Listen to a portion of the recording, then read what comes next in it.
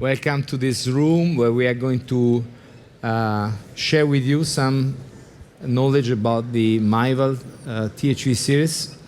I'm here with Thomas Cusset. Together we will try to engage you in a discussion. So it's very, can I say that? He has not much experience on this valve. Why? Because the valve is not yet available in France, so it's good. I hope I will learn from you and, of course, from the speaker. So then it's the best way. I mean, we are here to discuss and see what are the values potentially for a new device for some of you. If you are here, I hope that you really want to know more about it. So the session learning objectives are here. We are talking about, can we show the slides, please? Thank you. To know about this device and how this can be helpful in the concept that today is fundamental. Lifetime management is not what we do today, it is what happens in the future. We will discuss about some of the features, and we will also see some data to support our practice. So there is evidence. I have to say that Meryl has been very active in trials worldwide, collecting data which are supporting our practice, and I think is already pretty substantial data. So it's not anymore a startup. This is I think in the world is I think is the number 3 valve in the world. Is it correct? Is there anyone from Meryl? So it's the 3rd prosthesis implanted in the world. I'm late, you mean? You're late. Okay, so let's start about this discussion. So, and forget about Myval for a second, and the question is lifetime management. First of all, is anyone in the room who is already using this device? Already we are somebody. Why you're here? You want to bring your experience. Why do you use it? So why don't we have? So we have these things here. You know, there is the app, there is everything, but this is a small room, so we can use these things. So can I ask you why you use this technology, and what do you like about lifetime management? I think quite a few factors. Can you please? Sorry. Speak, yeah. I think quite a few factors. I think we're a bit new to this valve. We've done about 60. I think it's the cheapest valve in the UK, obviously, and I think it's quite friendly, apart from the sheath, and I think the learning curve is a bit less. And I think we probably get slightly better hemodynamics. So I think we are one of the centers which use the hemodynamics regularly with TAVI wire, and we find with consistent good hemodynamics after my valve, probably better than other valves. And maybe regarding lifetime management, let's say we are treating younger patients more and more, also in the last guidelines, but in your practice, what do you think is key when we treat younger patients? Because we always speak about lifetime management, that's a beautiful concept, but in your practice, what does it mean? I think the shorter frame helps a lot, and I think it's a good valve for life management, so especially with the commissural alignment. I think it's very good balloon expandable technique. So short frame, commissural alignment. Ignacio, why do you think it's a good valve for a young patient, please? Well, I think hemodynamics are crucial, and compared to other balloon expandable, when you want to implant a balloon expandable valve, that's crucial for the durability, but also for the symptoms. So it's a very good alternative. That's one of the reasons. Okay. Who wants to? What would you like to have a valve ideal for younger patients? What is a younger? 20 years older than me. I think it's still young. So what do we need in younger patients? I mean, I have gray hair. We started our practice. My first TAVI, it was 2003, and that was 90 years old, inoperable patients. Since already more than 10 years, I offer TAVI in beyond 70 of age, and is already these you patients will survive the valve, hopefully. So you discuss gradient. You discuss also PVL is key in younger patients, and commissural alignment. And What else? There is even more than that problem. we discuss about the future. So we say coronary access is key for future coronary intervention. But beyond coronary, what about future intervention with this specific device and the features that we know? One thing we need to consider is that the possibility to revalve at some point, because honestly, if we target this procedure to young and younger patients, at some point we need to, well, keep in mind that this is biological valves. So over time, it will probably be degenerating. So the question is, how easy is to treat this valve in the case it will degenerate? So all the considerations we have done since the beginning are even more important, considering that in the future we will have a wave of patients coming back, still with some aortic disease. So short frame, coronaries, gradients, paravalvular leak, pacemaker rate, and revalving. So it's a combination. It's a combination, of course. I think Luca has been. Yeah, he has summarized everything. ready. So look at this. Look at this. We have AI. Can we have the slide? AI is done this slide for you. Is it okay? Good. Fantastic. So just to summarize, we need Meryl, optimal AI. results. No, it's Luca. We build the slide. Now, what means optimal result? It's no PVL, good hemodynamics, as we discussed, and also low rate of conduction abnormalities. But if we treat patient of 70, you're not yet, Francesco, that's not what I mean. Almost. But we think about reintervention also for coronary and redo TAVI, of course. And before inviting the first speaker, and maybe you want to show the simulator Come as well, here, because Francesco. you need also to get Of course, I will come to be trained with you. So what we'll try to do with the speaker is to see whether the specific features of the valve will address the key challenge of treating younger patients in the lifetime management. And now, Francesco? Okay, so first of all, let's have a look. Can you give us a nice zoom on this valve? Waiting for the zoom. We don't need the simulants at the moment. Yes. Okay, that is the device. Probably is a bit. I don't know if you can zoom more, but that is what it is. Basically, it is a typical balloon expandable device with a sealing cuff and this specific octagonal frame, which has been designed to minimize the foreshortening overall. There have been a number of, we will hear a lot about this. What is the interesting feature is the crimper. Sometimes some details are interesting. So as any balloon expandable device, it has to be crimped on the balloon. And if you can show this one here, actually from which side? From same. This is called crocodile. This valve has a lot of fantastic names. They are all animals. This is a crocodile because it's squeezing. Can we still see the camera there? I don't need simulants. We all love simulants. It's behind you. It's behind. It's here, Francesco. Yeah, but show everywhere this one. This camera, please. Okay, whatever you see there. You see there is a clock here. Good. With kind of, it's used to crimp the valve already with the orientation so that the CT scan will predict the clocking. And so the procedure is as simple as possible. It is already pre-crimped in a right way in order to be commissural aligned, or if you want, coronary aligned, whatever it takes. Delivery system is typical, is steerable.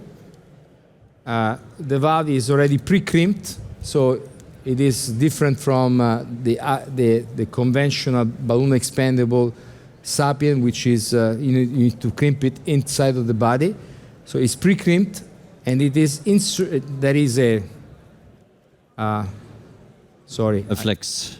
There is a deflector here that basically particularly helps in avoiding scratching the arch.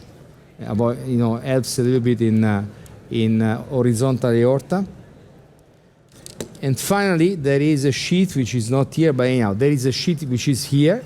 It's another animal. It's called python. Python because it can swallow big things. Actually, it is an expandable sheath which is used for this kind of procedures. Now, the big thing about this simulator, now we can show the simulator. The simulator is from Simulants. We are using this simulator in different ways and different things. Today, we're going to use only a little thing, which is to show there is limited foreshortening as we implant this valve, which is one of the features which I think make this procedure easier for most of us, the reliability in the height of implantation, which has a role. Let's see the slides again. I think. Can we have the slide again? Has a role for sure in terms of PVL. It has a role in terms of AV block. And it has a role in terms of revalvability. You want to know the depth. So there are many reasons why we want to control the height of implantation. So implant precision is one point. The other point about this valve, which is very interesting, at least for me, is that it comes with intermediate sizes, which is also important, again, in terms of PVL, in terms of durability, in terms of other things that we can discuss. You don't need to be creative in inflating more or less because you have a lot of intermediate sizes. Corneal alignment we mentioned, so a lot of things. So let's listen to the speaker. That's what I mean. Into that into details. What I think is the right time to progress with the first speaker, and so all these features will be shown with data. Yeah, and again, if you have any question after the different talks, please feel free to stand up and to ask question. So we can welcome Philip Freeman, who will give us a first practical lecture about the matching patient with prosthesis. Absolutely. Thanks for the invite. Just get my slides up here. I'm going to keep this short and sweet. I'm the guy that catches up the schedule, so hopefully it won't be too long. And we're just briefly going to talk about intermediate sizing, why that matters, why it's important. Thank you. Okay. So working Karolinska, Stockholm, and I will just go to the next slide. My conflicts of interest.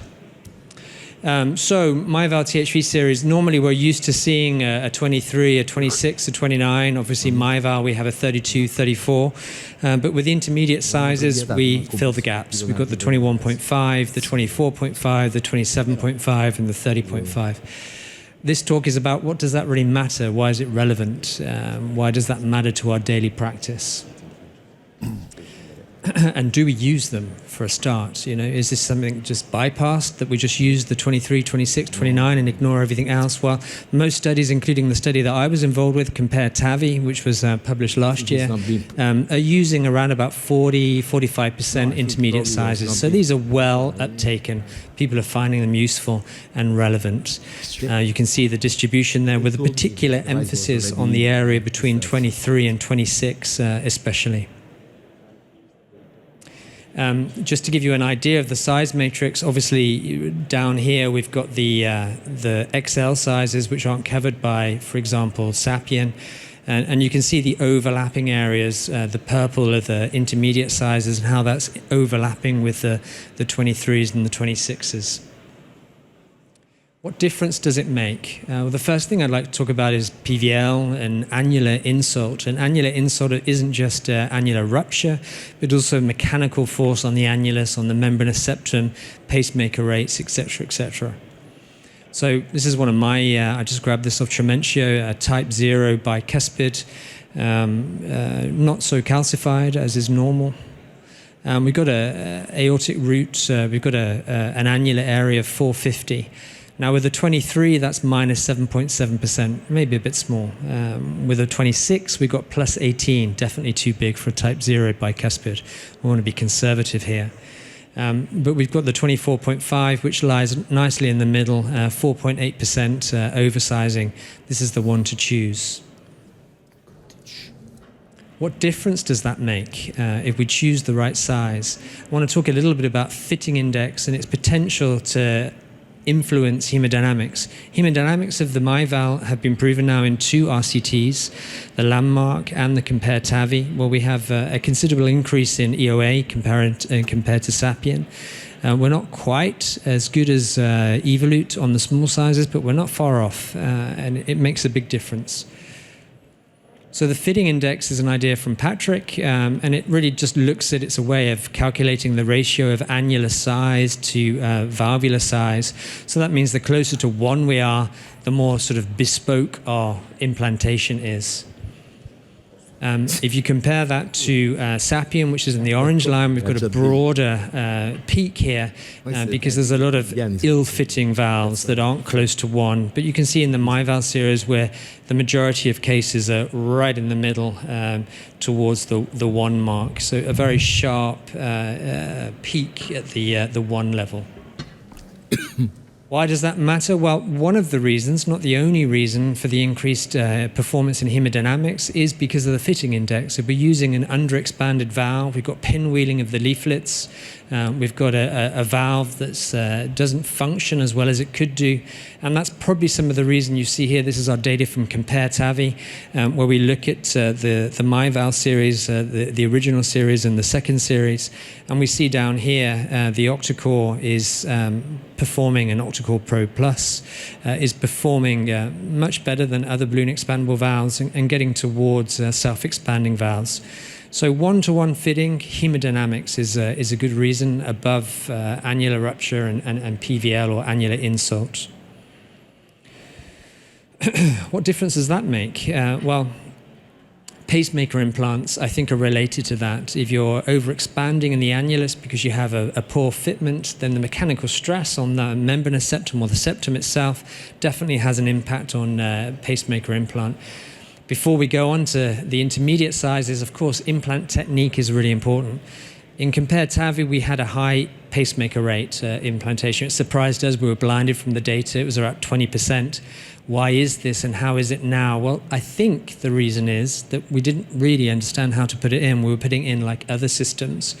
But with simple maneuvers, a wire push, getting the valve onto the outer curve, locking the wire and the delivery system together, we can get a very nice coaxial and high implant that under implant the valve doesn't move even a millimeter. We've got the added advantage of very little foreshortening in that respect.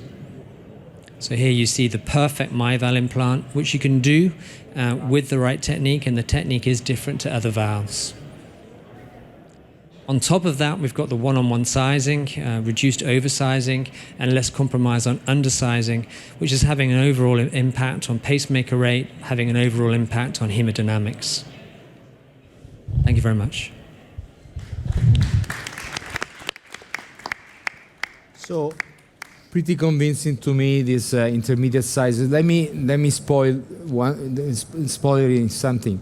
For the industry, is a problem. Usually, they don't like to have intermediate sizes. You have more sizes. It takes more time for MDR, for regulatory pathway.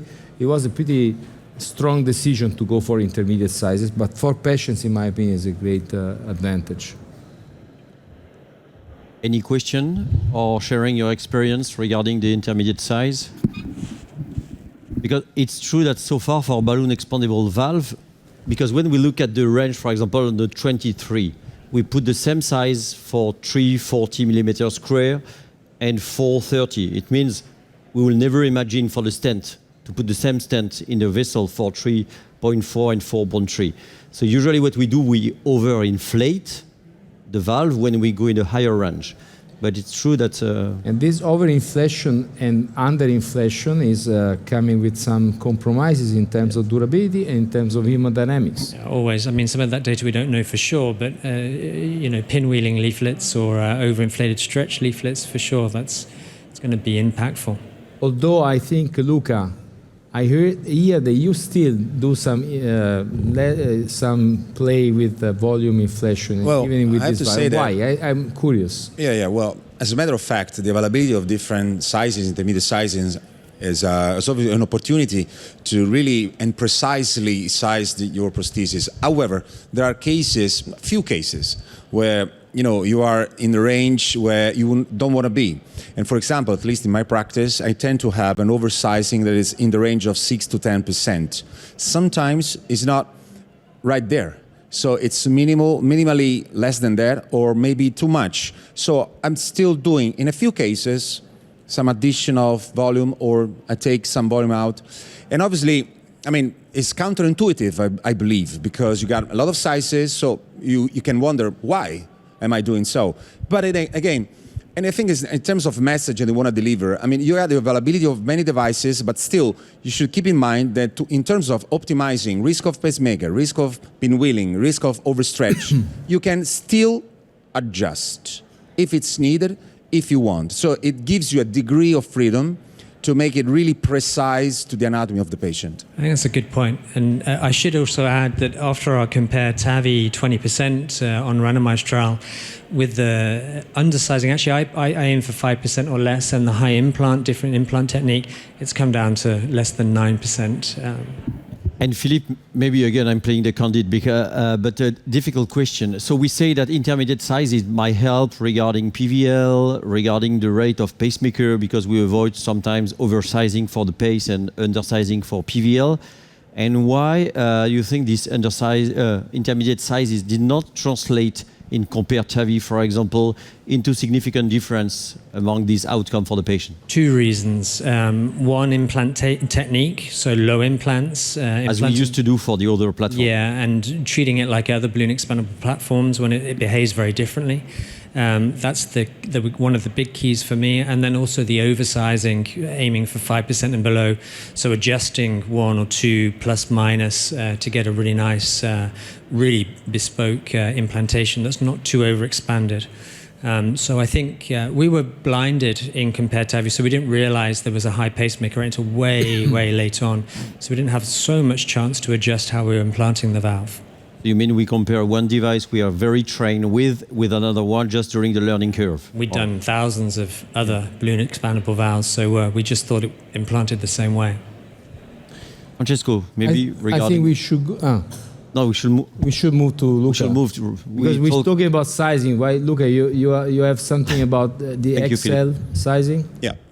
So which is one of the characteristics, not only the intermediate sizes, but also larger sizes. Yeah.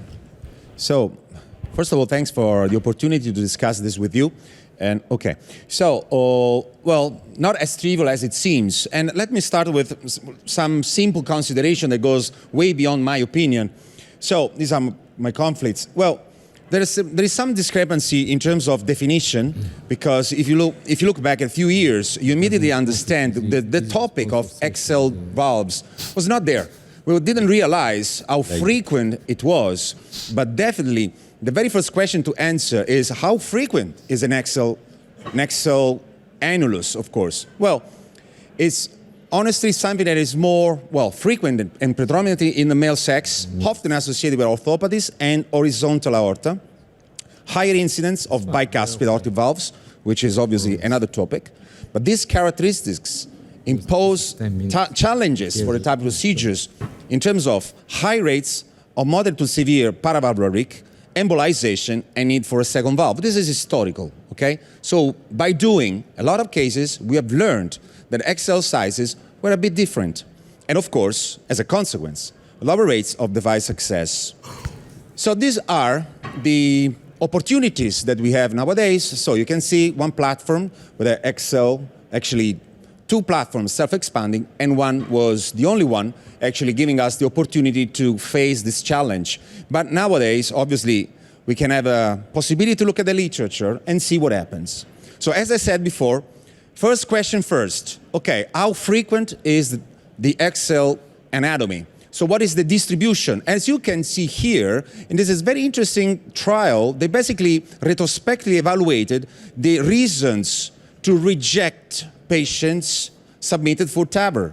And in more than, well, 40% of the cases, the reason was too large anatomy.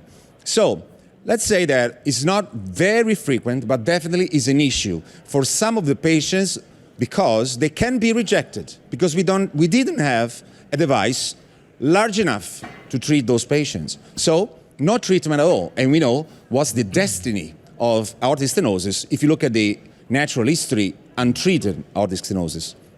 Look at this other one. It has been published a few years ago. Small group of patients, of course, with annular area definitely large, regardless any classification you can consider. So relatively normal age and STS score. So what they found, it was very interesting because it's not just the size, it's also the shape, the geometry of the anatomy. So they found that it is very different. Either you have a position where the annular area is larger than LVOT area, or the opposite. If you got an annular area that is smaller than LVOT area. So in other words, they understood, they suggested actually, that in the second case, in the case when the LVOT area is actually larger, you have a very high chance to have a paravalvular leak. In other words, if the LVOT is very large, even larger than the annulus, that's bad news, very bad news.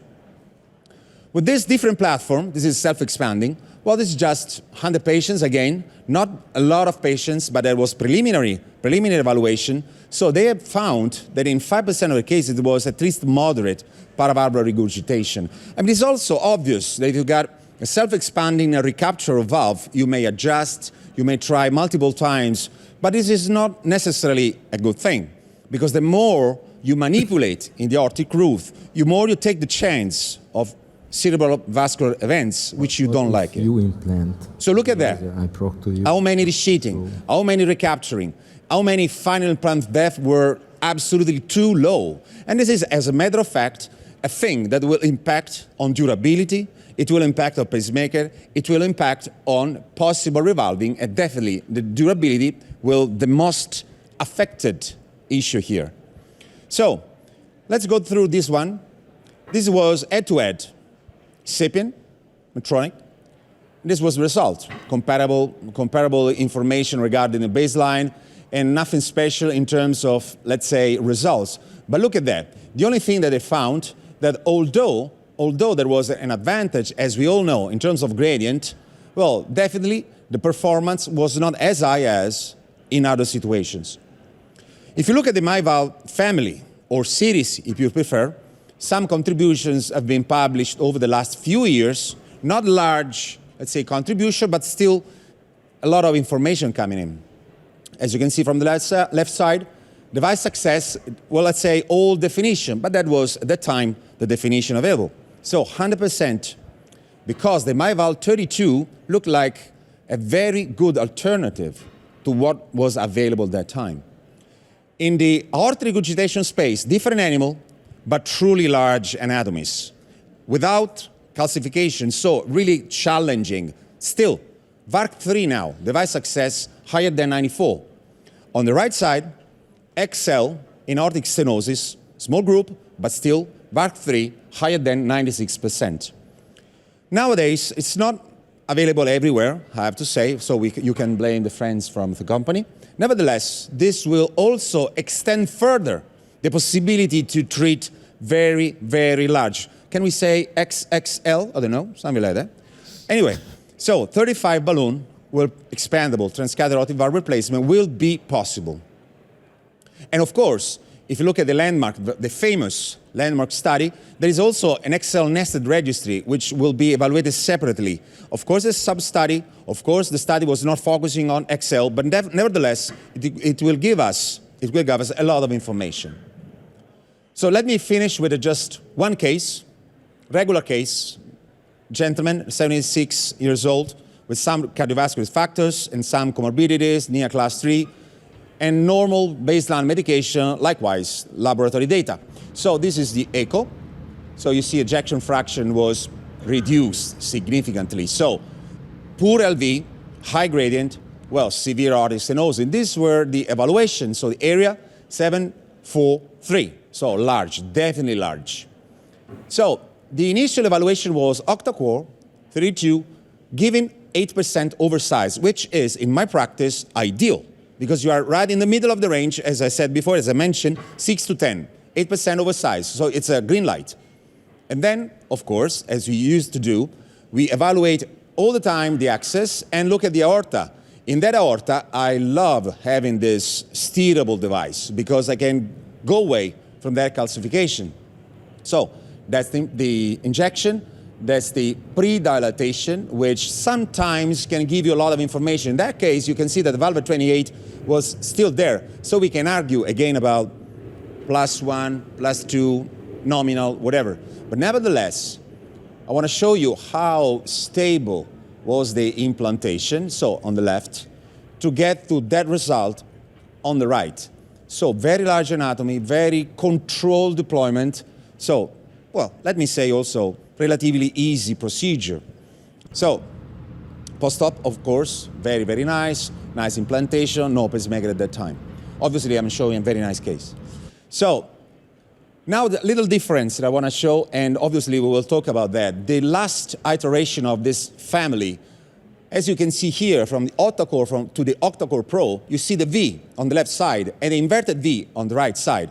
This is to further minimize or even abolish the foreshortening, which is obviously prevalent in the large anatomies. And also you can see the skirt that has been optimized in terms of shape and thickness. Well, possibly affecting and minimizing further the risk of pacemaker implantation.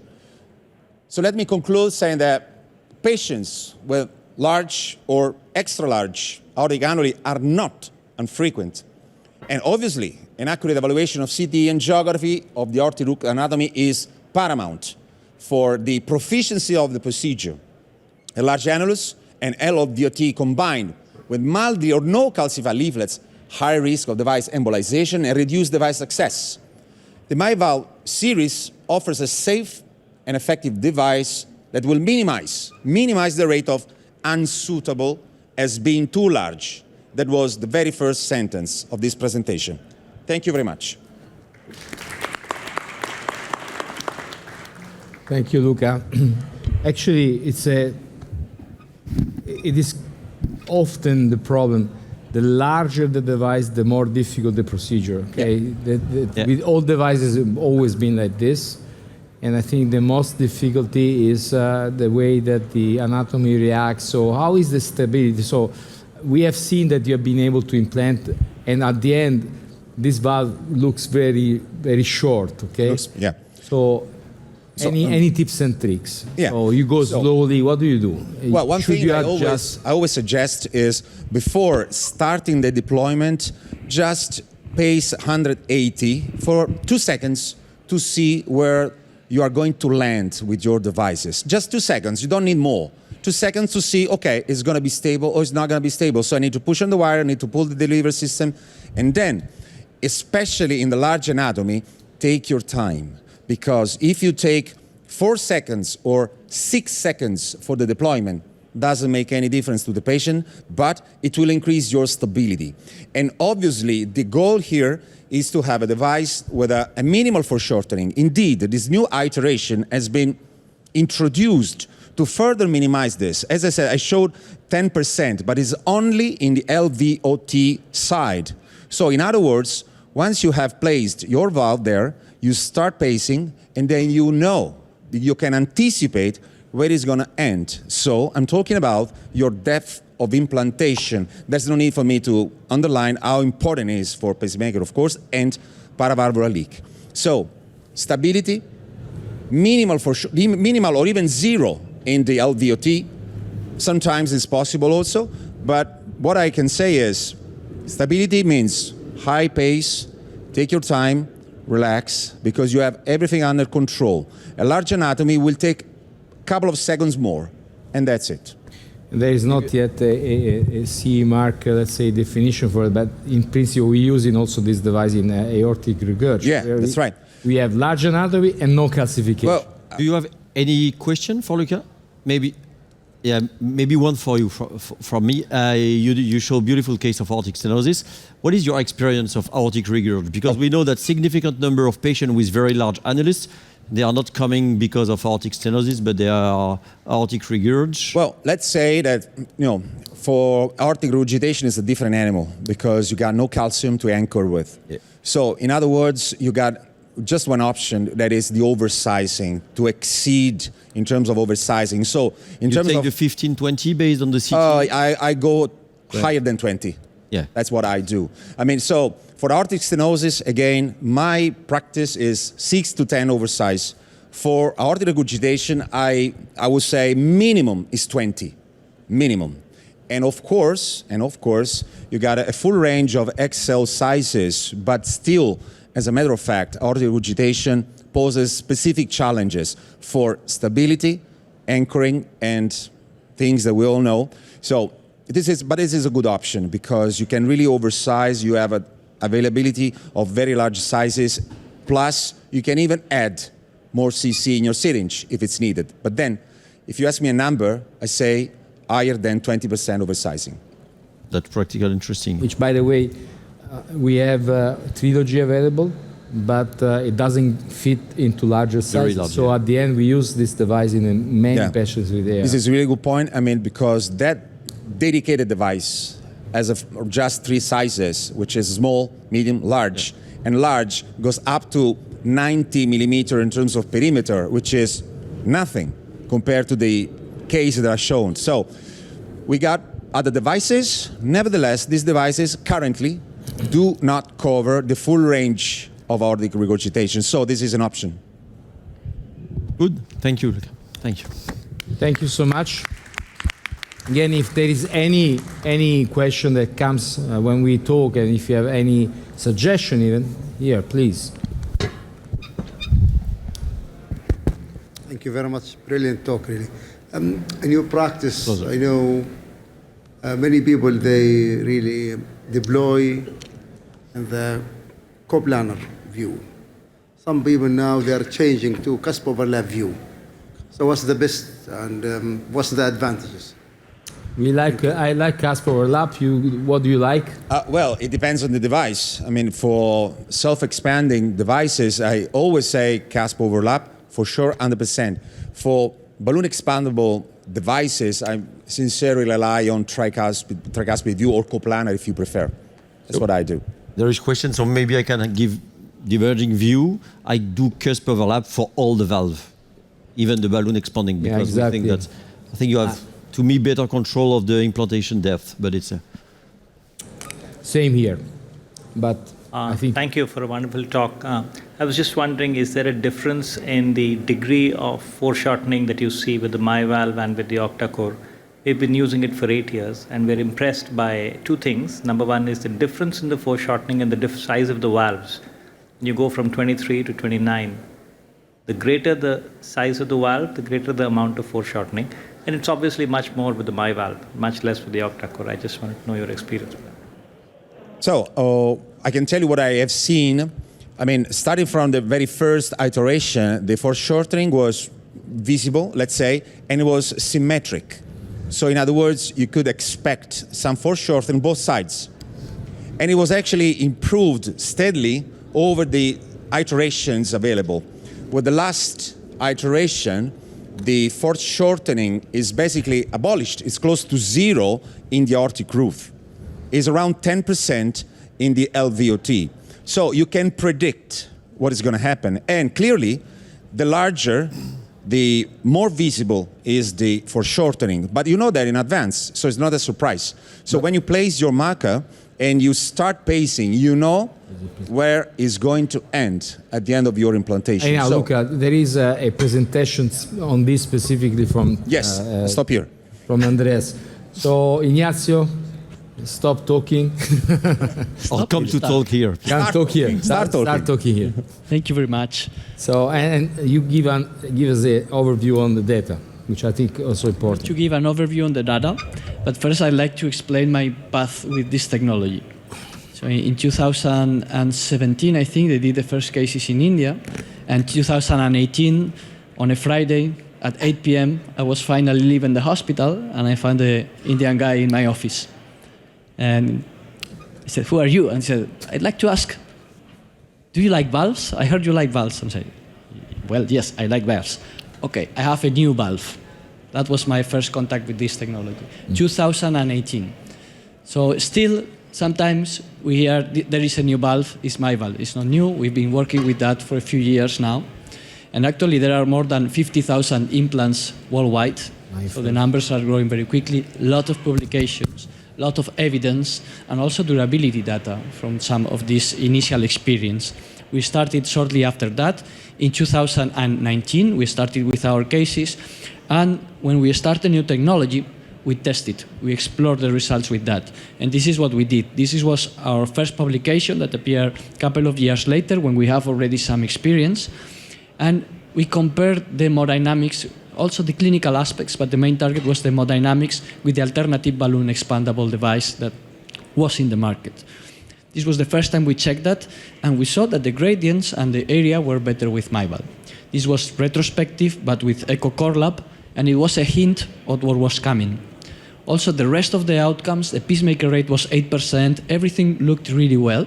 So the regurgitation degree was similar, and then we came to the landmark trial. But this was the way, when we arrived to the landmark trial, we already have this hint that some good technology must be in our hands at this point. This trial is very interesting because I didn't have a screen failure for the trial. We randomized more than 100 patients, so it's a true all-comers trial. It included patients from 3 different continents, and it was, as you know, published in the Lancet. And clinically, the primary endpoint demonstrated non-inferiority of Myval versus the gold standard, the contemporary core, which included Evolut and Sapien. But this was very interesting, and we already said that before, that the gradients with this balloon expandable technology seem better, and the aortic valve area also. So there was something in the technology, and not only the intermediate sizes or other factors, that created a better hemodynamics, which, as you know, is crucial for the durability. So the rate of the primary endpoint with the Myval was 24.7, with the Sapien 24.1, and Evolut 30%. This was already published in Eurointervention, and this was the 30-day outcomes. But just today at 9 a.m., it was presented by Professor Service, this sub-analysis, actually comparing at 1 year follow-up the Myval, the Sapien, and the Evolut individually. I want to put the photos of these guys because they work really, really hard.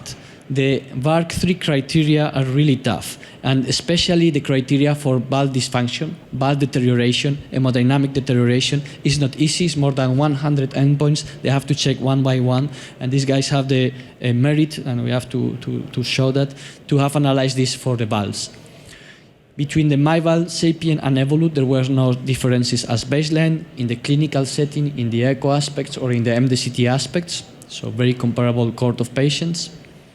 And here I have to highlight first the paravalvular leak rate. You can see that moderate was for Myval 1.6%, Sapien 2.3%, and Evolut 4.3%.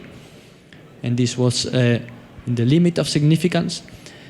And for the gradients, Myval was 9.5 mean, Sapien 10.5, 6.5. But if we go to the areas, effective orifice areas, 2.11 for Myval, 195 for Sapien, and 225 for Evolut. So what is the message here? We have a balloon expandable valve that might be competitive in terms of effective orifice area with a self-expandable, but with better paravalvular leak rates. Clinical efficacy was also comparable across the 3 different devices at 1 year follow-up. And you can see that mortality, although they tend to separate there, still is soon. We don't know if there will be differences between them. That's going to be very interesting at 5 or 10 year follow-up, which is the aim of the study. But there were no significant differences in mortality or stroke or procedural-related or valve-related hospitalization. You know, after the TAVI procedure, quality of life increased, and it starts to decrease slowly. We can see how more than 2.5 decrease happened, and it was 8.8 for the Myval. This decreased 14.1 for Sapien, and 8.6 for Evolut. So the conclusion of this first part of my presentation is that the Myval series has demonstrated to be competitive, comparable to both Sapien and Evolut at 1 year follow-up, with better orifice area than Sapien, smaller than Evolut, but better regurgitant rate than Evolut. This was today published in JACC, and we have Philip Freeman talking about the compared TAVI. We have presented landmark data also, and we have some pooled comparison of these devices, both Sapien and Myval. Both of them met the non-inferiority, and if we put them together, the combined meta-analysis demonstrated again that there is no inferiority between the two balloon expandable devices, but again with better gradients with Myval, better effect orifice area, and this includes Myval and Myval OctaCore. We need to gather more data and study the OctaPro and we are already doing it, and I invite all of you to join your efforts to demonstrate that. So this is the effective orifice area of Myval compared to Sapien. We already saw this graph, and with that, that's all for my presentation. Thank you.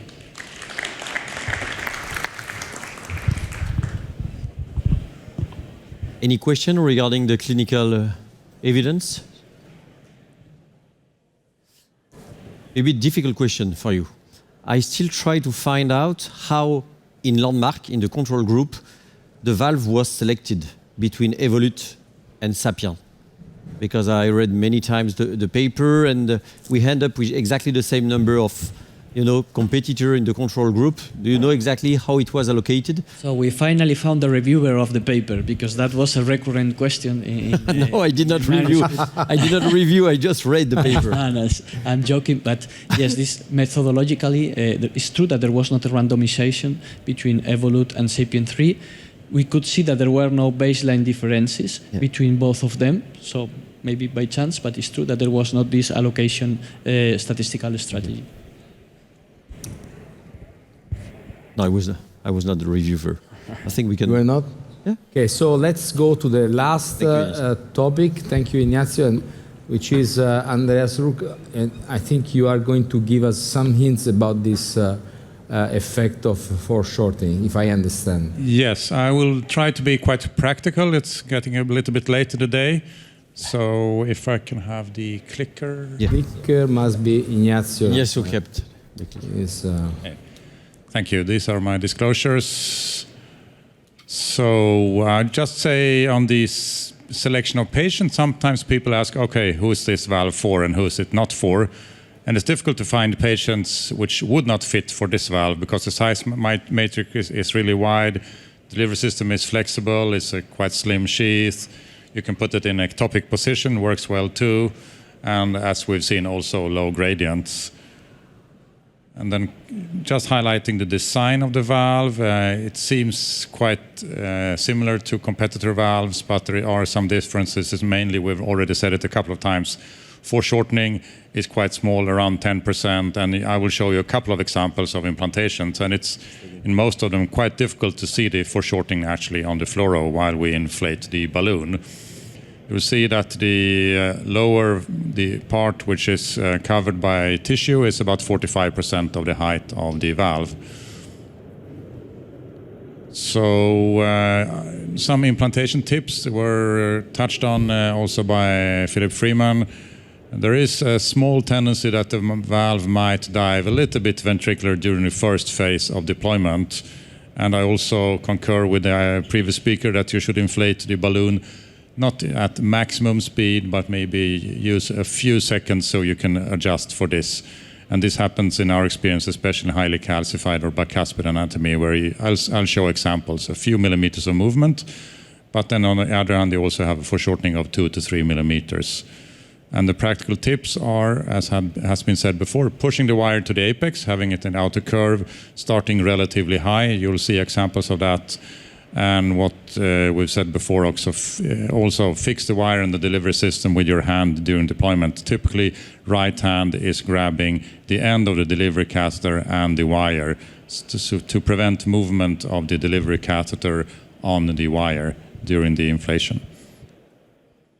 This is first just to show how it looks when we inflate the balloon, how it opens up. And even in this picture, you see it's quite hard to see this foreshortening actually. 6 recent examples. I tried to choose quite different anatomies, different cases. This is a left subclavian access, very horizontal aorta, 24/5 valve used. You will see that the oversizing that we use at Karolinska is quite minimal, I think around 5% on average. Here's implantation coming. And by the way, we aim, the crimping, as has been said, is done on the balloon. Even the best crimper in the world probably has an imprecision of 1 or 2 millimeters. That means when we aim with the implantation, actually, we don't only look at the marker on the balloon, but we also look at the stent. And as you see here, we just have this lower zigzag or V shape, the upper part of that against the annulus. And you see here, opens up nicely, nothing special happens. This is a TAVI in a regurgitant accurate neo, means no calcium. Here again, inflation comes, we have quite a lot of wire in the ventricle. And it's starting soon here. Yes, so this is a typical way the balloon opens up. One more TAVI. This is inside the stenosed, which means there is calcium at 23 millimeter paramount with an inner diameter then of 21. And it's a 21.5 TAVI, which also shows that it's good to have these exact sizing for these valves. Also nothing special, so it seems quite unspectacular. In this case, you will see a little bit of movement. If you look closely, we can let it run again. You'll see that the LVOT part of the stent goes down maybe 2 millimeters during inflation, which is something that you can expect in highly calcified cases. And I'll try to explain how and why. I tried to draw the line here at the upper part of this V shape, also showing the foreshortening of the device. And when you have lots of calcium, it is because the balloon often opens up in this a bit irregular shape.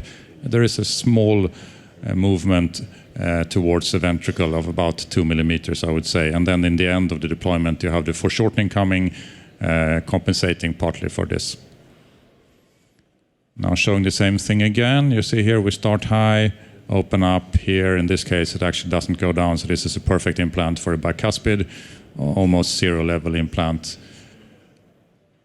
This is then in a tricuspid with calcium, 26 millimeter OctaPro opening up again. And you see this slight nudge down, and then the foreshortening comes, lifting it up a little bit in the LVOT. So in conclusion, with the Merrill OctaPro Plus, we have a predictable implantation depth, but the way we implant it is slightly different from other balloon expandables. It allows for use in a large variety of anatomies, and my advice is to start quite high with the implantation and have the wire fixed to the delivery system with the right hand to prevent any small movements. Thank you.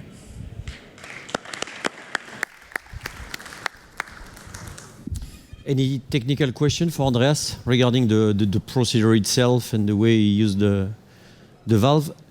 You mentioned that we might have some small mobilization of the valve just at the beginning of the deployment. Yes. Does it will be affected by predilatation, and what is your practice for predilatation with this valve? We predilate most patients except if there are low calcium patients, so we predilate most of them. Yeah, and you still see some mobilization at the beginning of the deployment. Yeah.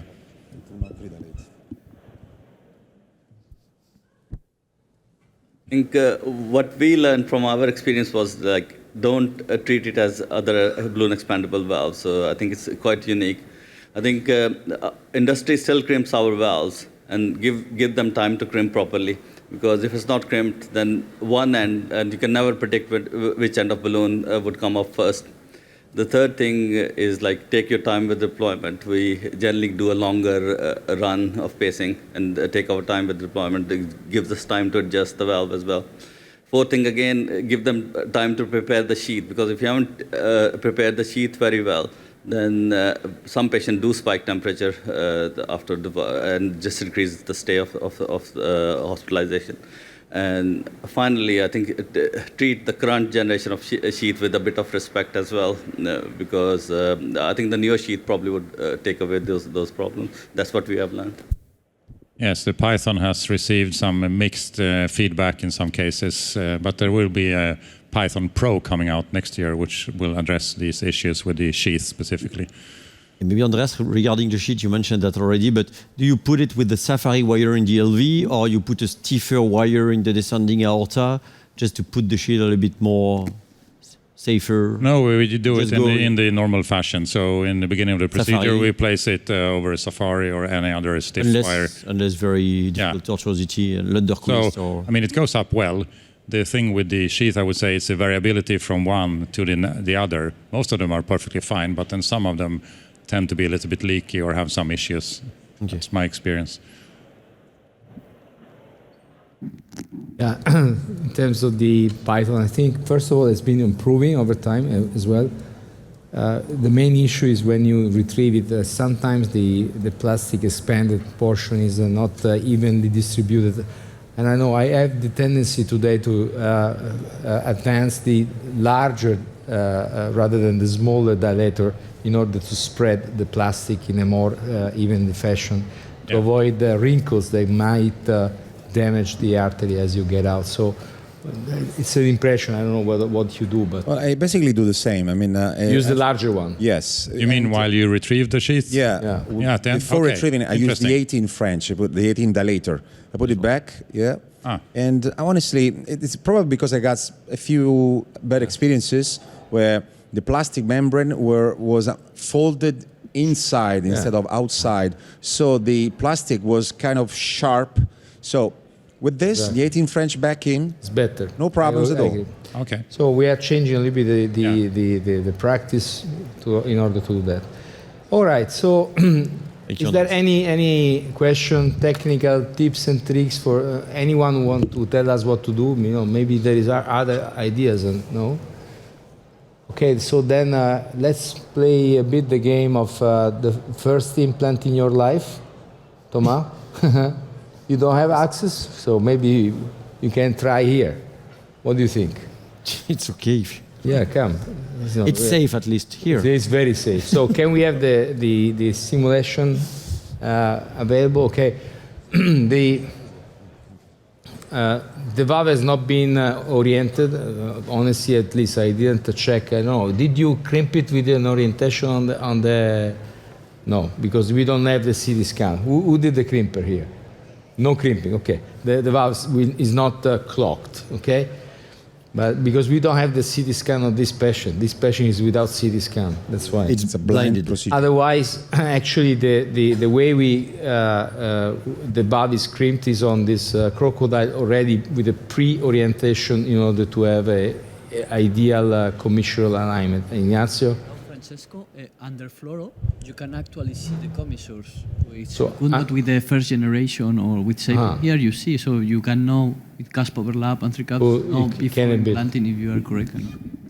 Yeah, what I think we can demonstrate in this simulator is somehow the foreshortening, which is limited. Obviously, the visualization. So probably the best image is going to be the bottom right, which is showing. You can see the plastic leaflets of this delivery of these simulators. They've been colored with 3 dots in at the bottom of each cusp, and you see the green dot there. So this is more or less our annular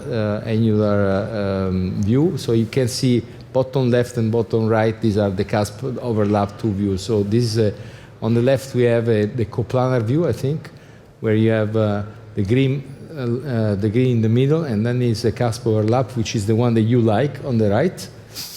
And in principle, I think the idea here, and if these dots are the annular level, what we understood from you, Andreas, we would like to have an implant at this level, so in the middle of the ceiling cuff, but we also have to predict somehow a little bit of forward movement, so maybe the initial position will be a little bit higher to allow this forward movement to be adjusted. The good thing is that we don't have to do rapid pacing in this particular patient.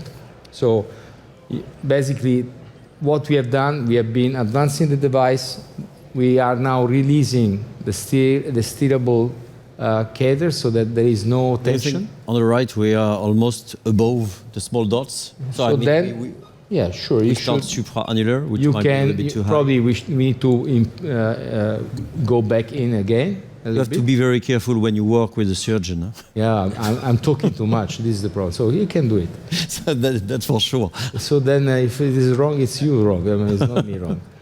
Yeah, that's a real surgeon. That's the point. That's the typical surgeon.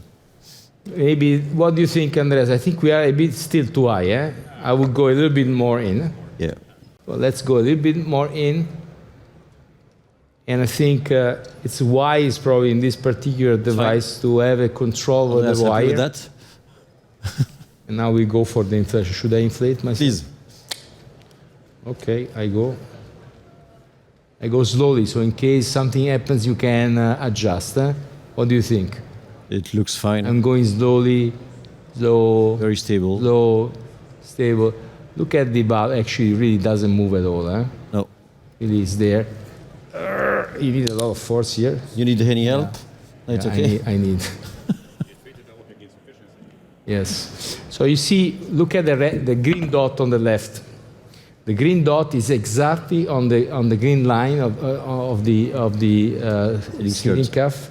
Yeah. So basically, I think we have a pretty good implant. Eh? Well done. Thank you. It works, guys. Great. This is your first implant of With a surgeon. Yeah, it's that's amazing. it. So many new things today. Aren't you happy?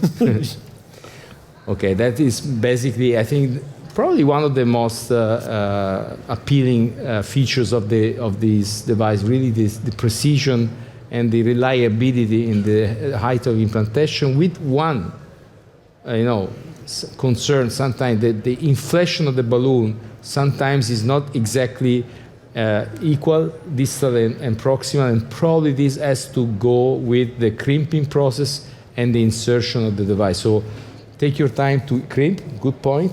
Take your time to prepare the sheath in order to have the minimal amount of friction as you advance the device into the python. And if you follow these rules, slowly everything goes well. Perfect commissural alignment. Perfect commissural alignment, obviously. We are, no, actually it's not. Actually, I think we are, it's opposite. It's okay. It's short frame anyway. Huh? Short frame. Short frame, yeah, it's always fine. it's still easy. Yeah.